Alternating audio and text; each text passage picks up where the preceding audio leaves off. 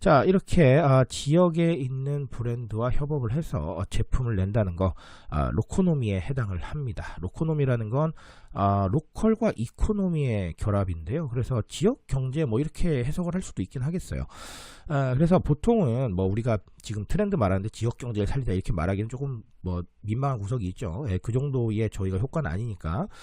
그럼에도 불구하고 이 트렌드 측면에서는 뭐냐면 로코노미라는 건 지역에서 뭔가 일어나는 경제 활동들, 그리고 지역과 관련된 어떤 이런 부분들을 셀링 포인트로 활용하는 것, 네, 이런 게 이제 로코노미라고 하겠습니다.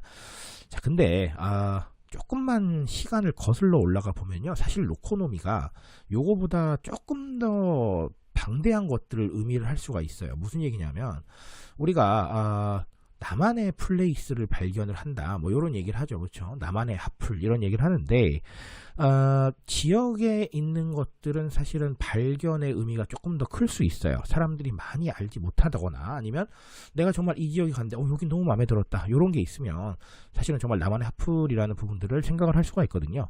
그래서 이 로코노미라는 건 사실은 취향 소비하고 연결이 되는 부분들이 좀 있습니다. 지역에 가서 내 취향에 맞는 곳을 발견할 수도 있고요. 아니면 내가 검색해 봤더니 내 취향에 맞는 곳이 어느 지역에 있더라라고 해서 그 지역을 방문할 수도 있어요. 이런 부분들이 좀 있기 때문에 로코노미는 취향 소비하고 연결이 된다. 그리고 제가 방금 약간의 힌트를 드렸지만 과거보다 이 로코노미라는 부분이 조금 더 위로 올라올 수밖에 없었던 이유는 전반적으로 이제 뭐 지역 소멸이다 이런 얘기가 나와서 지역 경제를 살려야 된다라는 이런 이슈가 있기는 하지만 결국은 뉴미디어의 발달 때문에 그렇게 됐다라고 저는 생각을 해요. 뉴미디어가 발달하다 보니까 내가 검색해서 뭘 찾을 수가 있죠. 그렇죠? 그게 첫 번째고, 두 번째는 이런 컨텐츠 만들어서 올리면 괜찮은 거예요. 생각보다 잘 나오기도 하고.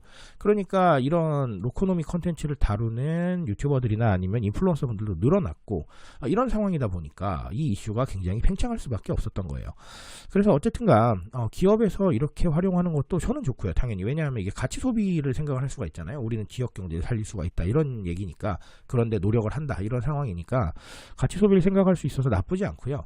그게 아니라 기업 외적인 측면에서 본다면 방금 말씀드린 대로 뭐 뉴미디어를 통해서 이 정보 공유에 대한 부분을 생각을 해보시던가, 아니면 그런 셀링 포인트를 통해서 뭔가 사람들을 조금 더 방문하게 만든다던가, 이런 생각들도 한 번쯤은 해볼 수 있겠습니다.